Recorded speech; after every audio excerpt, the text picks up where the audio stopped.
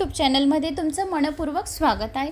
श्री अवधूत चिंतन श्री गुरुदेव दत्त श्री स्वामी समर्थ। मित्रांनो, स्वामी महाराज तुमच्या सर्व चांगल्या इच्छा लवकरात लवकर पूर्ण करो ही स्वामींच्या चरणी मी प्रार्थना करते आणि आजच्या या व्हिडिओला सुरुवात करते। तर मित्रांनो, आज आपण या व्हिडिओच्या माध्यमाने ऐकणार आहोत प्रदोष व्रताची कथा। प्रदोष व्रत हे खूप चांगले असतो। प्रदोष काळामध्ये ही कथा ऐकायची, नाही तर जेव्हा तुम्हाला वेळ भेटेल तेव्हा ही कथा ऐका।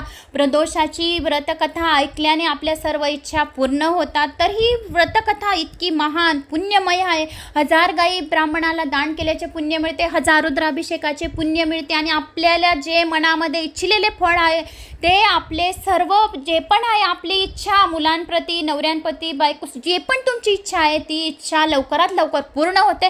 एवढ्या या अध्यायामध्ये मी सांगितलेलं आहे, मी नाही स्वतः या शिवाने सांगितलेलं आहे। मी तुम्हाला वाचून दाखवणार आहे, फक्त श्रवण तुम्ही करा।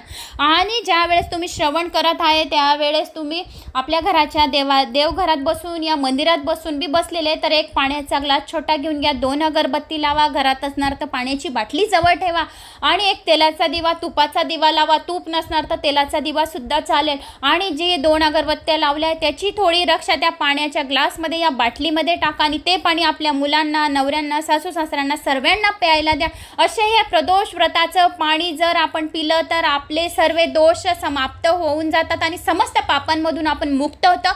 आणि आपली जी हा अध्याय ऐकला म्हणजे आपली जी पुण्यमय आहे ते करोडो गुणा पुण्यमय होतं। तर असं या अध्यायामध्ये पावर आहे। तर आता आपण ऐकणार आहोत प्रदोष व्रताची कथा। हा अध्याय खूप छान आहे, शेवटपर्यंत ऐका। चॅनलला सबस्क्राईब करा, एक लाईक आताच करा आणि कमेंट्समध्ये जय श्री महाकाल, ओम नमः शिवाय आणि जास्तीत जास्त जणांना शेअर पण करा। आता आपण कथेला सुरुवात करूया। श्री गणेशाय नमो नमः। प्रदोष व्रताची कथा। सदाशिव ही 4 अक्षरे जो नेहमी मनोभावे उच्चारतो तो शिवपूजाचे पूजन करीत असतो। जो शिवनामाच्या जपाने शुद्ध झालेला आहे त्याला कोणत्याही प्रायश्चित्ताची गरज नाही। शिवनामाचा महिमा फार अगाध आहे। जो प्रदोष व्रत नेहमी पाळतो त्याला आयुष्यात काहीही कमी पडत नाही। ही गोष्ट त्रिवार सत्य आहे।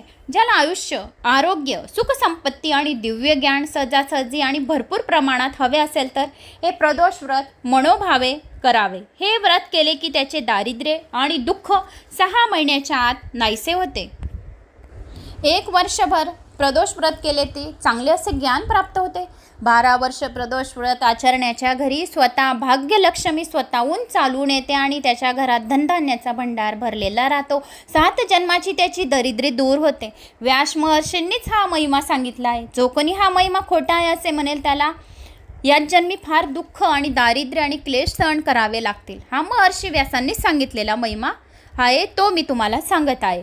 आता जो कोणी म्हणतो की हा अध्याय खोटा आहे, हे प्रदोष व्रत खोटे आहे, तो निश्चित दांभिक असतो असे समजावे। त्याची भक्ती आणि त्याचे ज्ञानसुद्धा खोटे आहे, त्याचा गुरुसुद्धा काल्पनिक आहे असे खुशाल समजावे। आणि पार्वती परमेश्वरावर ज्याचे मन जळले आहे त्याहून पवित्र असा दुसरा कोणी नाही हे पक्के लक्षात ठेवावे। मृत्यूसारखी मोठमोठी संकटे सुद्धा प्रदोष व्रताने नाहीशी होतात। आता मी तुम्हाला एक कथा सांगत आहे, ती ऐका। असे म्हणून सूत, शौनिक आदी ऋषींनी शिवमहिमा दाखवणारी एक कथा सांगू लागले। फार पूर्वी विदर्भ देशात सत्यरथ नावाचा एक राजा राज्य करीत होता। तो महापराक्रमी होता, धर्मशील होता, परंतु तो शिवाचे भजन पूजन मात्र करीत नसे। त्यामुळे एकदा काय झाले, शाल्व देशाचे राजा आपले फार मोठे सैन्य घेऊन राजा सत्यरथावर चालून आले। दोघांमध्ये 7 दिवस घनघोर युद्ध झाले। शेवटी राजा सत्यरथ युद्धात मारला गेला। शत्रूने सत्यरथ राजाची नगरात प्रवेश केला। सत्यरथ राजाची राणी गरोदर होती, तिचे दिवस भरले होते, पण शत्रू नगरात शिरताच ती एकटीच चोरवाट्याने रानात पळून गेली। सुकुमार अशा त्या राणीला चालताना पायाला खूपच काटे टोचत होते। श्रम आणि मूर्छा येऊन जागोजागी पडत होती। सावध झाली की शत्रूच्या भीतीने मागे पुढे पाहत पुन्हा पळत होती। राणी दिसायला अतिशय सुंदर होती। मदनाला सुद्धा तिचा मोह पडावा अशी सुंदर अप्रतिम तिचं रूप होतं। पण दैवाची गती गहन आहे। जिचे नखही सूर्याला कधी दिसत नसे ती सुंदरी अशी गरोदर अवस्थेत एकटीच रानावनात येऊन पडली होती। नळाची दैवंती आणि भिलिनीच्या रूपात असलेली भगवान शंकराची सती पार्वतीच पुन्हा या वनात संचार करीत आहे असे वाटत होते। प्रत्येकाला आपल्या कर्माची फळे भोगावीच लागतात, त्याला इलाज नाही। सर्वत्र भटकून शेवटी बिचारी एका वृक्षाखाली दमून बसली। त्यातच तिला प्रसव वेदना सुरू झाल्या। जिचा शब्द तळहातावर झेलण्यासाठी 100 दासी तिच्या मागे पुढे होते अशा राणीला आज भांडेभर पाणी द्यायला सुद्धा कुणी नव्हते. ती राणी इंदुमती जिथे जमिनीवर गडाबडा लोळत होती, पाण्यासाठी मोठमोठ्याने टाहा फोडत होती, पण ऐकणार कोण? थोड्या वेळात ती त्या झाडाखालीच प्रस्तुत झाली. तिला एक सुंदर मुलगा झाला, पण आता ती तहानेने व्याकुळ झाली होती. त्यामुळे तिला काही सुचेना. अजान अभरकाला तेथेच वृक्षाखाली सोडून राणी इंदुमती तशा अवस्थेत बसत उठत जवळ असलेल्या सरोवरापाशी ती पाणी प्यायला गेली. तिने सरोवराच्या पाण्यात पाय टाकला, मात्र तेवढ्यात एका मगरीने तिचा पाय आपल्या तोंडात धरला आणि तिला मारून टाकले. बिचारा नवजात राजपुत्र जमिनीवर एकटाच पडला होता आणि जंगलातल्या वृक्षांखाली मोठमोठ्याने रडत होता. त्याने रस्त्याने उमा नावाची एक ब्राह्मणीण विधवा येत होती. तिच्या कडेवर 1 वर्षाचा लहान मुलगा होता. तिलाही जामात नात्याचे कुणीच नव्हते. या चिमण्या बाळाला पाहून तिला मनामध्ये फार दया आली. नाळसुद्धा न कापलेला सुंदर बाळ इथे आला कसा असेल? तिला काहीच समजेना. हा कोणत्या बऱ्या जातीचा असेल? त्याला आपण उचलून घ्यावे की नाही? आपण उचलून न घ्यावे तर या जंगलातील हिंसूपशी त्याला मारून टाकतील. काय करावे न काय नाही हे तिला काहीच समजावना. क्षणभर तिला काहीच सुचलं नाही. तेवढ्यात एका यतीच्या वेशाने भगवान शंकर तेथे आले. त्यांनी तिला सांगितले, तू हा बाळ उचलून घे, आपल्या घरी ने. याच्यामुळे तुझा भाग्योदय होणार आहे. हा क्षत्रिय कुमार आहे, तरी पण स्वतःच्याच मुलासारखं तू यांचा सांभाळ करा. मात्र दुसरा कुणाला ही गोष्ट सांगू नकोस. एखाद्या दारिद्र्य माणसाला परीच सापडावा तसा हा बाळ आहे. चिंतामणी रत्न आणि दारिद्र्य माणसाच्या आपात पुढ्यात येऊन किंवा मेलेल्याच्या मुखात अमृत पडावे तसा हा बाळ तुला सापडला आहे. तू याला उचलून घे असे शंकराने स्वतःच तिला सांगितले. त्याचे पालन नीट कर आणि जीवाभावाने कर. एवढे सांगून शिवशंकर लगेच गुप्त होऊन गेले. मग उमेने दोन्ही पुत्र उचलून घेऊन प्रवासास सुरुवात केली. स्वतःच्या मुलाचे नाव तिने सुचिव्रत ठेवले. राजपुत्राचे नाव तिने धर्मगुप्त ठेवले. दोघांना कडे खांदेवर घेऊन ती गावाघरोघर भिक्षा मागत असे. कोणी विचारले तर हे माझ्याच पोटचे दोन्ही मुलं आहेत असे ती सर्वांना विचारणाऱ्यांना सांगत होती. अशा तऱ्हेने दोन्ही मुलांना घेऊन फिरता फिरता ती एकचक्र नावाच्या नगरात आली. तेथे तिला एक सुंदर व मोठे शिवालय दिसले. शिवालयात अनेक थोर ऋषी बसले होते. त्यावेळी तेथे शिवाची आराधना सुरू होती. महान श्रेष्ठ अशा शाडिल्य ऋषीच्या देखरेखीखाली त्या मंदिरात यज्ञ सुरू होता. उमा आपल्या दोन्ही पुत्रांसह त्या शिवालयात आली व पूजा पाहत तेथे उभी राहिली. धर्मगुप्ताकडे आपल्या तेजस्वी डोळ्यांनी निरखून पाहत शाडिल्य ऋषी म्हणाले, अरे रे रे, दैवाची गती किती विचित्र आहे ना. हा खरं तर राजपुत्र, पण आज दिनहीन होऊन गरीब होऊन तेथे भिक्षा घेण्यासाठी आपल्यासमोर उभा आहे. उमेने शाडिल्य ऋषीचे नम्रपणाने पाय धरले व त्याला म्हटले, महाराज, आपण तर त्रिकालज्ञानी आहात. तुम्हाला भूत भविष्य आणि सर्व काही समजते. महाराज, आपण माझ्यावर कृपा करा आणि याचे आई वडील कोण आहेत? जिवंत आहेत की मेले आहेत हे मला कृपा करून सांगा.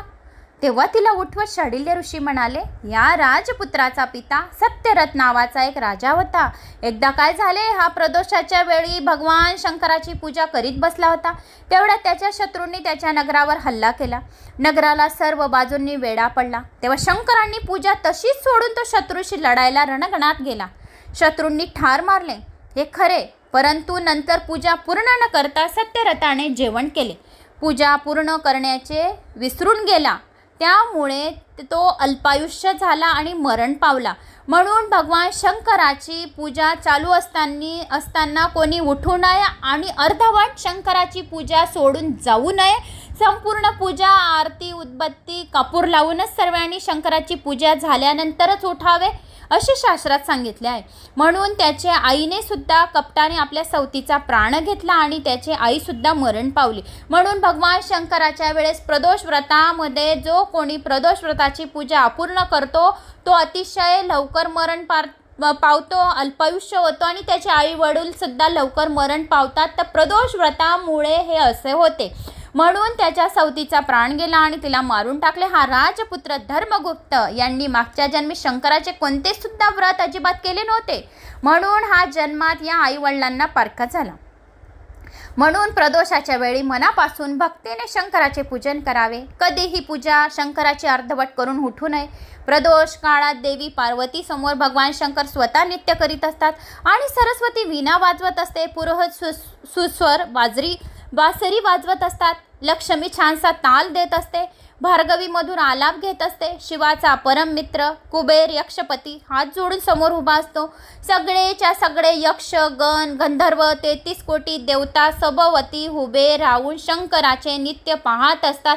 असा हा भाग्यवान प्रदोष काळ आहे. प्रदोषाच्या काळमध्येच भगवान शंकरांनी विष प्राशन केलं होतं, म्हणून या प्रदोष काळाला एवढं महत्त्व आहे. म्हणून प्रदोष काळामध्ये भगवान शंकराची जो कोणी पूजा करतात त्यांच्या घरी स्वयं शिवशंकर शिवशंभो नंदेश्वर माता पार्वती स्वयं त्याच्या घरी येऊन विराजमान होतात. म्हणून प्रदोष काळमध्ये सर्वात जास्त महत्त्व प्रदोष काळाला दिलं गेलेलं आहे.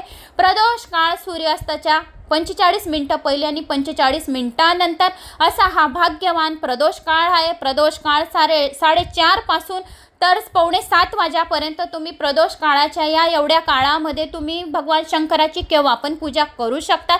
असा हा 4:30 ते 6:45 वाजेपर्यंतचा भाग्यवान काळ प्रदोष काळ आहे मित्रांनो. तर ह्या प्रदोष काळामध्ये शिवशंभोची पूजा नक्की करा आणि आपल्या जास्तीत जास्त पुण्य कमवून घ्या. मुनिराज, आपण मला एवढे चांगले ज्ञान दिले, बहुमोल असे ज्ञान दिले, आपल्याला आता मी शरण आलेली आहे. आता माझा हा पुत्र दरिद्र का झाला हे सांगावे बरे. उमा विनयाने म्हणाली, तुझ्या या पुत्राला मागच्या जन्मी खूप पैसा मिळवला होता, अन्यायी मार्गाने संपत्ती जमा केली होती, पण दान मात्र कोणाला अजिबात केले नाही, शंकराचे पूजनही कधी केले नाही. तसेच जर परण्य चोरून खाल्ले तर जीभ जळते. दुसऱ्याचा पैसा जर चोरून घेतला, फसून घेतला तर त्याचे हात जळतात. परस्त्रीची अभिलाषा धरली तर त्याची अभिलाषा धरण्याचे डोळे जळतात आणि अंधत्व येतं. एवढे लक्षात ठेवून घ्यावे. शाडिल्य ऋषींनी त्या स्त्रीला उमेला असं म्हटलं. मग उमेने आपले दोन्ही पुत्र आदराने ऋषीच्या पायावर घातले. ऋषींनी त्यांना पंचाक्षर मंत्र ओम नमः शिवाय आणि प्रदोष व्रत करा असे सांगितले. पक्ष प्रदोष, शनी प्रदोष, सोम प्रदोष हे जास्त महत्त्वाचे असतात.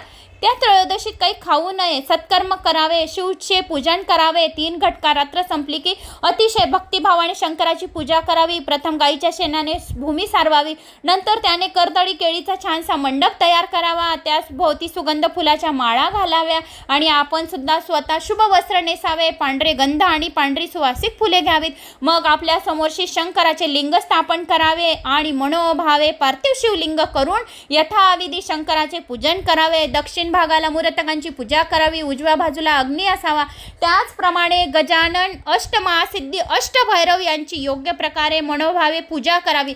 8 दिशांचे पूजन करावे. पूजा झाल्यानंतर पवित्र मनाने शिवाचे ध्यान करावे आणि आपल्या मनाच्या इच्छा बोलाव्या. तर तो गौरीनाथ अतिशय मनाने निर्मळ आहे, कोटी चंद्राच्या सूर्यप्रकाशासारखा आहे, तर अतिशय शीतळ आहे. अशा या प्रदोष काळच्या वेळेस जो कोणी शिवशंभूची सदाशिवाची पूजा करतो त्याच्या इच्छा निश्चितच पूर्ण होतात आणि जो कोणी ही कथा ऐकतो तर कथा ऐकणाऱ्याच्या सुद्धा इच्छा पूर्ण होतात. असे सनातन पूर्ण ब्रह्माची पूजा आपण मनोभावे आणि यथासांग केल्याने आपल्या मनातील इच्छित कार्य पूर्ण होतात असे सांगितले उमेला. उमेने समोर ठेवलेला धर्मगुप्त आणि शुचिव्रत या दोघांना ऋषींनी असा उपदेश केला.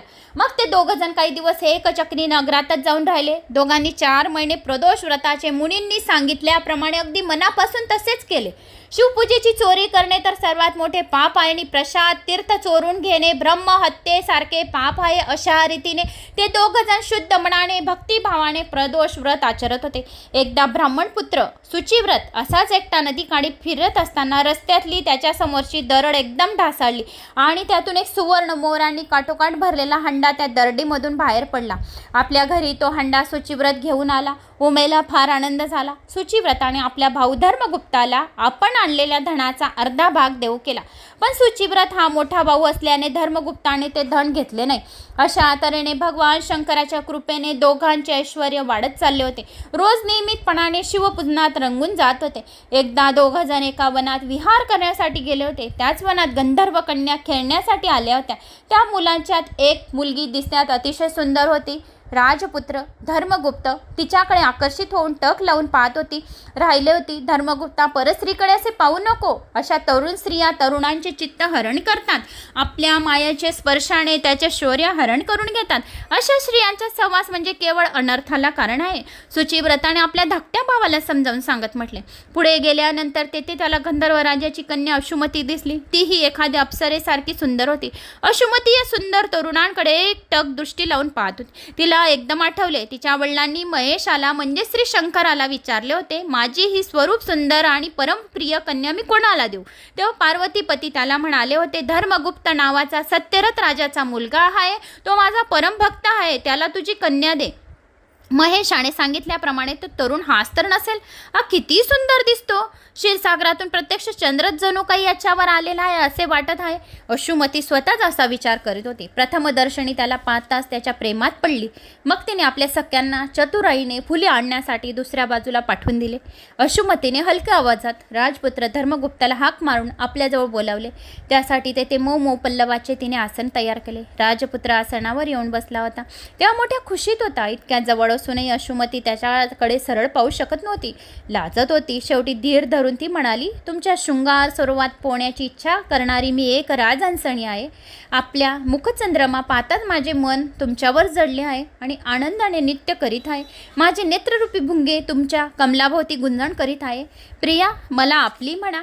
मग अश्रुमतीने आपल्या हातांनी हलकेच गळ्यातील तेजस्वी मोतिकांची माळ काढली आणि राजपुत्राच्या चरणावर ठेवली. तेव्हा धर्मगुप्त म्हणाला, हे सुंदर युवती, मला आई वडील नाहीत. माझ्या वडिलांना ठार मारून माझे राज्य शत्रूंनी घेतले आहे. मी दारिद्र्य आहे. तुझ्या पित्याला मी पसंत पडणार नाही, कारण मी दारिद्र्य आहे. आपण माझ्यावर विश्वास ठेवा आणि आपण 3 दिवसांनी या स्थळी आपल्या दोघांच्या लग्नासाठी यावे. मी माझ्या पित्याला सर्व सांगून येथे लग्नासाठी घेऊन येईल. असे बोलून तेथून अश्रुमती चटकन निघून गेली. धर्मगुप्ताने सर्व हकीकत परत येऊन आपल्या भावाला सांगितले. शांडिल्य ऋषीच्या कृपाचा हा प्रसाद आहे, त्याच्या चटकन लक्षात आले. अशा प्रकारे गुरुचरणावर ज्याची श्रद्धा असते त्याला काहीच कमी पडत नाही. अगदी मृत्यूपासून संकटे सुद्धा त्याचे रक्षण करतो. दोघं भावांनी सर्व हकीकत आपल्या घरी येऊन आपल्या आईवडिलांना सांगितली. आईला सांगितली. गंधर्व कन्या अश्रुमतीने सांगितल्याप्रमाणे तिसऱ्या दिवशी दोघेही पुन्हा त्या वनात गंधर्व राजा सहपरिवारसह लग्नांचे साहित्य घेऊन तेथे आधीच आलेला होता. त्या तरुणांची अधीरतेने वाट पाहत होते. ते दोघे येताच आपल्या सर्व गुण संपन्न असा सुंदर जावई पाहून गंधर्व राजा अतिशय खुश झाला. नंतर त्याने त्यांना आणण्यासाठी पालखी सामोरी पाठवून धर्मगुप्ताच्या आईला उमेला लगेच तेथे बोलावून आणले आणि मग 4 दिवस मोठ्या थाटामाटात धूमधडाक्यात आणि आनंदात विवाह समारंभ साजरा झाला. स्वर्गातील वस्त्रे आणि दागिने त्यांनी सन्मानाने विणीला अर्पण केल्या. 1,00,000 रथ, 10,000 हत्तीने, 1,00,000 सुंदर घोडे, 1,00,000 दासी, रत्नांचे भांडार आणि स्वर्गीय धनुष्यबाण त्याने सेनापतीला त्याच्याबरोबर दिले. उमेला मोठा मान सन्मान देऊन संतुष्ट केले. अश्रुमती आता मोठ्या आनंदाने पतीच्या बरोबर चालली होती. त्याच्याबरोबर मंगलवाद्याचा गजर सुरू होता. चतुरंग सेना सभोवत आली होती. सैन्य घेऊन राजपुत्र धर्मगुप्त आपल्या स्वतःच्याच राज्यात विदर्भ नगराजवळ आला. त्यांनी संपूर्ण नगराला वेढा घातला. गंधर्वाचे बळ फार मोठे होते. त्यांनी विदर्भ राजाचा ताबडतोब पाडाव केला. धर्मगुप्ताचे वडील सत्यरथ राजाचा वध करणारे दुर्मशन राजाला त्यांनी धरून आणले, पण धर्मगुप्ताने त्याला मोठ्या दिलदाराने जीवनदान दिले. आता देशोदेशीचे राजे आपल्या प्रजेसह कारभार घेऊन विदर्भ नगरीमध्ये दर्शनाला येऊ लागले. मग एक उत्तम असा मुहूर्त पाहून राजा धर्मगुप्त सिंहासनावर बसला. उमा मातेला आणि आपल्या ज्येष्ठ बंधूला सुचिव्रताला योग्य प्रकारे मान सन्मान देऊन धर्मगुप्ताने पुढे 1000 वर्ष उत्तम प्रकारे राज्य केले. त्याने आपल्या नगरीमध्ये शांडिल्य ऋषींना मोठ्या मानाने बोलावून आणले आणि 100 पदमोहराची गुरुदक्षिणा केली. त्याच्या चरणावर अर्पण केली. अनेक रत्न, अलंकार, वस्त्रही सन्मानाने अर्पण केले. त्याच्या शिवभक्तीमुळे दुःख, शोक, भांडणे, संकट, रोग, वैधव्य, मरण हे सर्व त्याच्या राज्यातून पळाले होते. प्रजा सतत राजाचे गुणवर्णन करीत होती. राजाला ब्राह्मण तृप्ततेने राजाला रोज चांगले चांगले आशीर्वाद देत होते. राज्यात सगळीकडे आनंद भरलेला होता. अश्रुमती ही सुखात होती. 10,000 वर्ष राज्य केल्यानंतर धर्मगुप्ताने उत्तम प्रकारे समाधानाने आपले सूरज नावाच्या मुलाला आपले राज्य देऊन टाकले आणि शंकराची मनापासून प्रार्थना केली. भगवान शंकरांनी त्यासाठी दिव्य विमान पाठवले. शंकराच्या कृपेने धर्मगुप्त राजाला दिव्य देह प्राप्त झाला. आई आणि भाऊ, पत्नी अश्रुमतीसह राजा कैलासाला गेला. तेथे शिवदर्शन होता. सर्वांनी त्यांना साष्टांग नमस्कार घातला. भक्तांच्या कैवारी शंकराने त्यांना उचलून आपल्या हृदयाशी धरले आणि आपल्या जवळच त्यांना अक्षयपद दिले. असे धर्मगुप्तांचे आख्यान जे कोणी नित्यनेमाने वाचतात किंवा ऐकतात त्यांचे सर्व संकट प्रसंगी स्वतः रक्षण शंकर करीत असतो. त्यांच्या मागील सर्व पापांचा नाश करीत असतो. ते जेथे जेथे जातील त्यांना तेथे तेथे विजय मिळतो. त्यांची संतती, संपत्ती, सुख, समृद्धी, यश, कीर्ती, मान सतत होत असते. जो प्रदोष व्रत करतात ना, या प्रदोष व्रत पाळतात, या प्रदोष व्रतात शिवाची पूजा करतात, त्यांना मग मृत्यूचे सुद्धा भय राहत नाही. ज्याच्या घरी शिवलीलामृत हा ग्रंथ असतो, या जो कोणी हा ग्रंथ, हा अध्याय ऐकतो, त्याच्या पाठीशी सदैव शंकर उभा असतो आणि शेवटी त्याला शिवचरणापाशी जागा मिळते. तसा हा ग्रंथ म्हणजे चांगल्या अशा आंब्याचा विशाल वृक्ष आहे मित्रांनो. यातील रसपूर्ण काव्य म्हणजे पाडास असलेले आंबे आहेत. ज्यांना मुखरोग झालेला आहे ना, त्यांनाच हे आंबे आवडणार नाहीत. ज्यांच्या पावन मोक्षदायी अशा शिवचरणावर भाव नसेल त्यांनाच हे आंबे आवडणार नाहीत. सर्वांनी या गोड आंब्याचा आणि अमृताचा मनापासून रसस्वाद घ्यावा व आपले जीवनाचे खरे सार्थक करून घ्यावे, अशी ही प्रदोष व्रताची कथा आहे. तर मित्रांनो, प्रदोष व्रताची कथा इथे समाप्त झाली आहे. तर मला अशी आशा आहे की तुम्हाला माझी ही प्रदोष व्रताची कथा आवडली तर आताच एक लाईक करा, चॅनलला सबस्क्राईब करा आणि कमेंट्स करून मला नक्की सांगा की तुम्हाला माझी ही कथा कशी आवडली, तुम्ही कुठल्या गावाहून. एक कमेंट्स माझा आत्मविश्वास आणि मला दुसरा व्हिडिओ या दुसरी कथा वाचायला प्रेरणा मिळते. तुमच्या कमेंट्सने मला प्रेरणा मिळते. म्हणून एक कमेंट्स आणि एक लाईक आणि चॅनलला सबस्क्राईब नक्की करा. आणि जास्तीच आवडली तर प्लीज जास्तीत जास्त जणांना शेअर करा. शेअर केल्याचे पुण्यसुद्धा तुमच्या अकाउंटला जमा होईल. एवढ्या या ग्रंथामध्ये पावर आहे, एवढ्या अध्यायामध्ये पावर आहे. स्वतः शिवशंकर या अध्यायामध्ये सांगितलेले आहे. नुसते ऐकल्याने शिव बोलल्याने सुद्धा आपले 7 जन्माचे पातक नष्ट होते. तर तसे या अमृतांचे तुम्ही रसस्वाद घ्यावा आणि हे अमृतमय जीवन करून घ्यावे, अशी माझी इच्छा आहे. तर एक लाईक, चॅनलला सबस्क्राईब करा. जय श्री महाकाल. ओम नमः शिवाय. श्री स्वामी समर्थ. नाही तर तुमच्या गावाचं नाव नक्की करा. जय श्री महाकाल.